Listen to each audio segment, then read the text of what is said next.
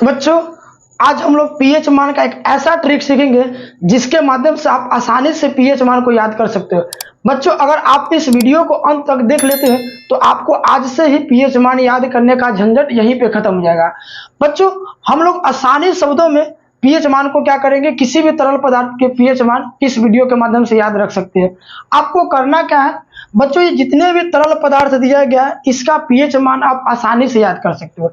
लेकिन उससे पहले अगर आप लोग मेरे चैनल पर नए हैं तो चैनल को सब्सक्राइब कर दें और वीडियो को अधिक से अधिक शेयर करें। बच्चों पीएच स्केल होता क्या है, तो पीएच स्केल एक ऐसा स्केल होता है जिसके पैमाने पर हम लोग 0 से लेकर 14 तक के अंक को लिखते हैं। यानी 0 से 14 तक के जो अंक होती है उसके मापने वाले स्केल को हम लोग क्या बोलते हैं, पीएच स्केल बोलते हैं। अब क्या है कि अगर पीएच स्केल में देखेंगे तो आपको 3 तरह के तरल पदार्थ को मापा जाता है। एक जो है आपका अम्लीय, दूसरा है आपका क्षारीय और तीसरा है आपका उदासीन। बच्चों अगर पीएच स्केल में देखेंगे तो जिस तरल पदार्थ का पीएच मान 7 से कम होता है उसको हम लोग अम्लीय बोलते हैं। लेकिन जिस पीएच स्केल पर अगर पीएच मान आपका 7 से अधिक हो जाए तो उस तरल पदार्थ का पीएच मान यानी जो होगा यानी 7 से अधिक होगा तो वो आपका क्या होगा कि क्षारीय कहलाएगा। जबकि अगर कोई भी तरल पदार्थ का पीएच मान अगर 7 के बराबर आता है तो वह तरल पदार्थ आपका क्या होगा, उदासीन होगा। तो बच्चों आइए हम लोग अब जितने भी तरल पदार्थ है उस तरल पदार्थ का आसानी से पीएच मान को याद करने का तरीका सीखते हैं।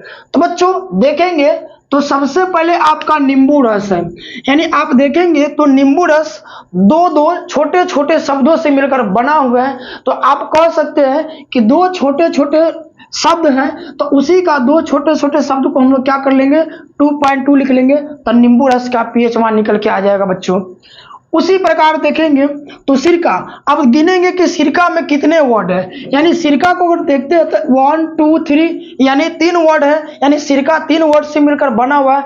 इसलिए बच्चों सिरका का पीएच मान आपका हो जाएगा 3.0। उसी प्रकार बच्चों शराब में देखेंगे तो शराब में भी आपका 3 वर्ड है, यानी 3 वर्ड है तो इसलिए इसका भी पीएच मान आपका 3 हो जाएगा। यानी इसका लगभग जो होता है आपका 2.8 होता है जो लगभग 3 के बराबर है। तो आप इसको 3 भी बोल सकते हैं या 2.8 भी बोल सकते हैं। बच्चों अगला आपका है टमाटर। अब टमाटर का पीएच मान देखेंगे तो टमाटर में आपका 4 वर्ड है, 1 2 3 4। तो आप इसके वर्ड से ही आप आसानी से याद रख सकते हो कि टमाटर में आपका 4 वर्ड है तो आपका टमाटर का पीएच मान भी कितना हो जाएगा, 4.0 हो जाएगा।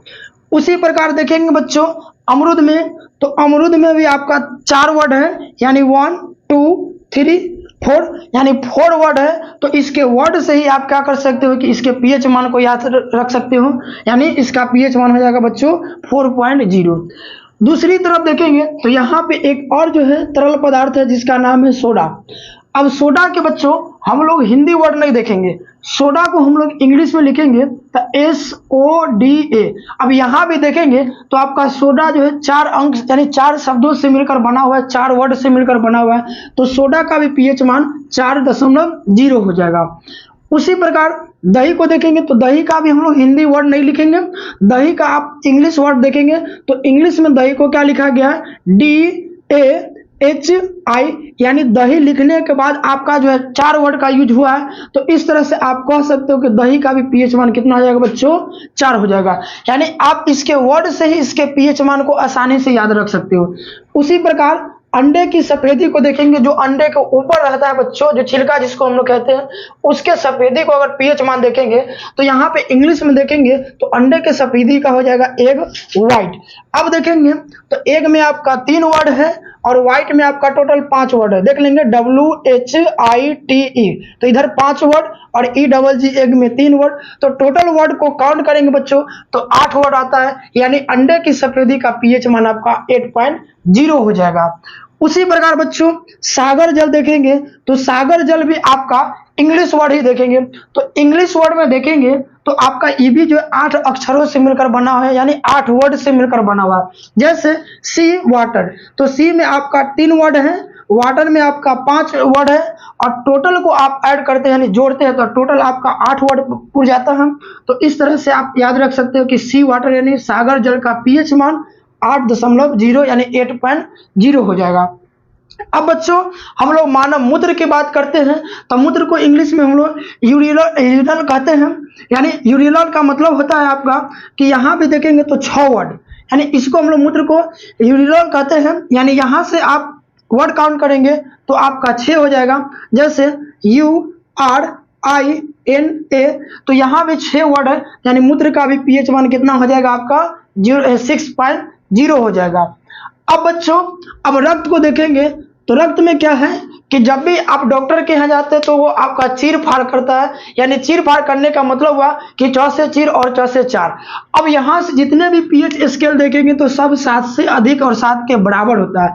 तो रक्त में देखेंगे तो रक्त का आपका यहाँ भी देखेंगे तो रक्त यानी 7.4 हो जाएगा। और यहाँ पे हम इसको ऐसे याद रखेंगे कि जब डॉक्टर के यहाँ जाते हैं तो चीर फाड़ होता है, तो चीर फाड़ यानी 4 से स्टार्ट होता है तो आपका 7.4 हो जाएगा। तो इस तरह से रक्त का पीएच मान कितना हो जाएगा बच्चों 7.4 हो जाएगा। अब यहाँ पे देखेंगे बात हम लोग वाटर का करते हैं तो वाटर का इंग्लिश वर्ड देखेंगे तो टोटल आपका कितना है 5 है, और हिंदी वर्ड देखेंगे तो टोटल आपका 2 है।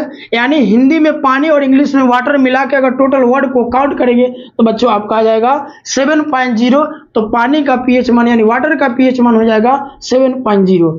उसी प्रकार टीयर्स यानी आंसू को देखेंगे तो दोनों वर्ड को गिनेंगे, यानी इंग्लिश वर्ड में भी देखेंगे तो 5 वर्ड है और हिंदी वर्ड में भी देखेंगे तो आपका 5 यानी 2 है। तो 5 और 2 मिलके कितना हो जाता है बच्चों 7, यानी आंसू का भी पीएच मान हो जाएगा आपका 7.0 हो जाएगा। बच्चों अब मिट्टी के बारे में चलते हैं तो मिट्टी में देखेंगे तो मिट्टी में आपका 2 शब्द है और ये जितने भी इधर का पीएच मान है सब 7 या 7 से अधिक है। तो मिट्टी में कितने वर्ड है 2 वर्ड है, तो यानी या तो 7 हो जाएगा नहीं तो इसका 7.2। ये 2 वर्ड से आप याद रख सकते हो 7.2 याद रख सकते हो। तो बच्चों ये पीएच मान आप इस तरह से आसानी से याद रख सकते हो। अब पीएच मान के बारे में थोड़ा सा जानते हैं कि पीएच मान क्या होता है। तो किसी भी तरल पदार्थ में पावर ऑफ हाइड्रोजन होता है, यानी हाइड्रोजन के पावर को हम लोग क्या बोलते हैं बच्चों पीएच मान कहते हैं। यहाँ पे कुछ इंपॉर्टेंट टॉपिक है, जैसे बोला गया है कि पीएच मान 0 से 14 के स्केल पर मापा जाता है। अगर किसी का पीएच मान 7 हो तो वह तरल पदार्थ आपका उदासीन हो जाएगा।